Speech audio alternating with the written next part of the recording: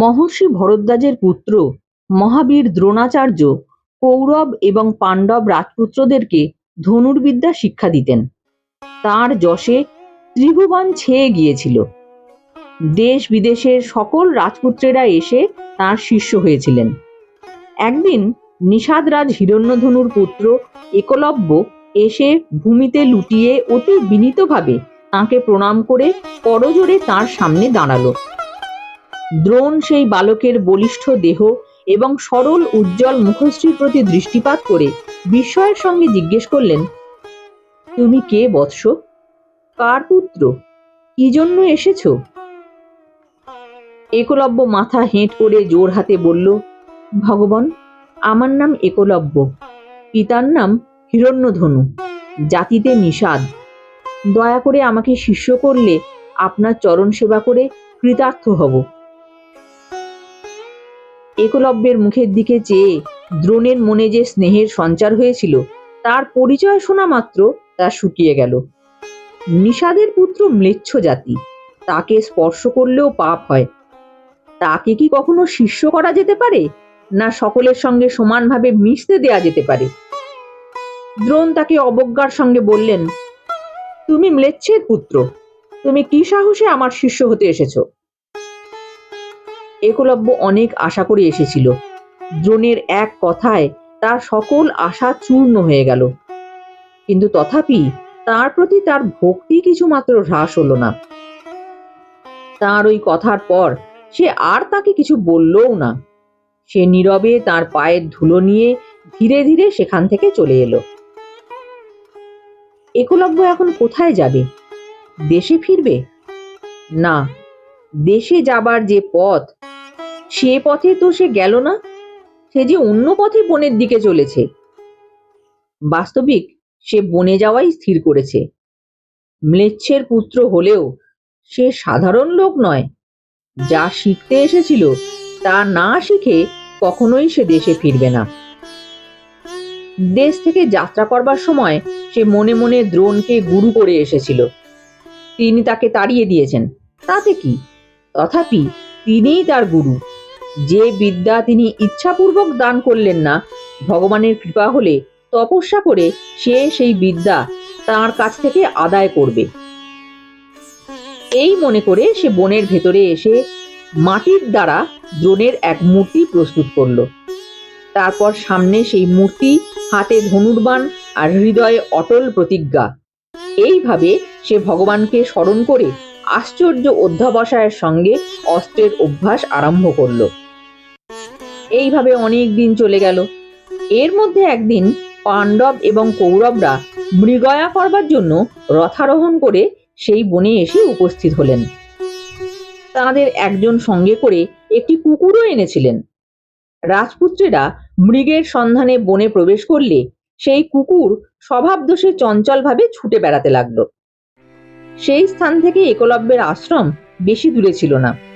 কুকুরটা ঝোপে ঝোপে উঁকি মারে আর গাছে গাছে শুকে ক্রমে সেখানে এসে উপস্থিত হয়। আর একলব্যকে দেখা মাত্র সে নিতান্ত ব্যস্ত হয়ে ঘেউ ঘেউ করতে থাকে। এতে একলব্যের অতিশয় অসুবিধে বোধ হওয়াতে সে একেবারে 7টি স্বর মেরে তার মুখ বন্ধ করে দিল। রাজপুত্রেরা শিকারে ব্যস্ত। এমন সময় কুকুরটি নিতান্ত জড়সড় ভাবে তাদের কাছে এসে উপস্থিত হলো।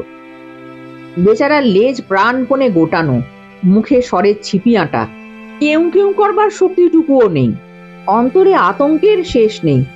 তার সেই অবস্থা দেখে রাজপুত্রদের বিস্ময়ের সীমা রইল না। বিশেষত এমন করে তার মুখে সেই আশ্চর্য ছিপি কে আঁটলো, এই কথা ভেবে তারা একেবারে অবাক হয়ে গেলেন। সে ব্যক্তি যে ধনুর্বিদ্যায় তাদের সকলের চেয়ে শ্রেষ্ঠ তা স্পষ্টই বোঝা গেল, কেননা তাদের কারো এমন অদ্ভুত কাজ করবার শক্তি ছিল না। সুতরাং রাজপুত্রদের আর স্বীকার করা হলো না। তার পরিবর্তে এখন সেই অসাধারণ বীরকে খুঁজে বার করাই হলো তাদের প্রধান কাজ। অনেকক্ষণ বনে বনে অনুসন্ধান করে শেষে তারা দেখলেন যে এক বিশাল দেহ জটাধারী কৃষ্ণবর্ণ পুরুষ এক মনে কেবলই স্বর নিক্ষেপ করছে। তারা এতে অত্যন্ত আশ্চর্য হয়ে জিজ্ঞেস করলেন, তুমি কে? সে বলল, আমি নিষাদরাজ হিরণ্যধনুর পুত্র এবং দ্রোণাচার্যের শিষ্য। আমার নাম একলব্য। এর পূর্বে রাজপুত্রদের যেমন আশ্চর্য বোধ হয়েছিল একলব্য দ্রোণাচার্যের শিষ্য, এই কথা শুনে তাদের তেমনই অভিমান হলো। সুতরাং তারা আর বিলম্ব না করে সেখান থেকে একেবারে দ্রোণের কাছে গিয়ে উপস্থিত হয়ে বললেন, গুরুদেব, আমাদের কি অপরাধ হয়েছে যে আপনি আমাদেরকে ছেড়ে নিষাদপুত্র একলব্যকে এমন চমৎকার শিক্ষাদান করলেন? এ কথায় দ্রোণ তো নিতান্তই আশ্চর্য হয়ে গেলেন। তিনি অনেক ভেবেও এই ব্যাপারের কোনো অর্থই বুঝতে পারলেন না। সুতরাং তিনি বললেন, বৎসগণ, আমি তো এর কিছুই বুঝতে পারছি না। এই ব্যক্তি কেমন করে আমার শিষ্য হলো, আমিই বা কখন একে শিক্ষা দিলাম, তা ভেবেই আমি অবাক হয়ে যাচ্ছি। চলো, এর বিশেষ অনুসন্ধান করতে হবে। তখনই সকলে মিলে পুনরায় একলব্যের কাছে এলেন। একলব্য দূর থেকে দ্রোণকে দেখতে পেয়েই গুরুদেব, গুরুদেব বলে ছুটে গিয়ে তার পায়ে পড়ল। তারপর তাকে বসবার জন্য আসন দিয়ে জোর হাতে তার সামনে দাঁড়িয়ে রইল। তখন দ্রোণ বললেন, হে বীর, যদি তুমি সত্যি সত্যি আমার শিষ্য হও তবে আমার দক্ষিণা দাও। এ কথায় একলব্য জারপন্নায় আনন্দিত হয়ে বলল, গুরুদেব, কি রকম দক্ষিণা দিতে হবে অনুমতি করুন, আমি তাই এনে দিচ্ছি। দ্রোণ বললেন, তোমার ডান হাতের বুড়ো আঙুলটি কেটে আমাকে দাও, সেটি আমার দক্ষিণা। একলব্য তখনই হাসতে হাসতে তার ডান হাতের বুড়ো আঙুলটি কেটে দ্রোণকে দিল। এমন নিষ্ঠুর ব্যবহারের পরেও এমন বোধ হলো না যে দ্রোণের প্রতি তার ভক্তি কিছুমাত্র কমেছে। অঙ্গুষ্ঠ গেল, সুতরাং একলব্যের আর তেমন আশ্চর্য রকম তীর ছোঁড়বার ক্ষমতা রইল না। এতে দ্রোণাচার্য এবং তার শিষ্যরা অত্যন্ত আনন্দিত হয়ে সেখান থেকে চলে গেলেন।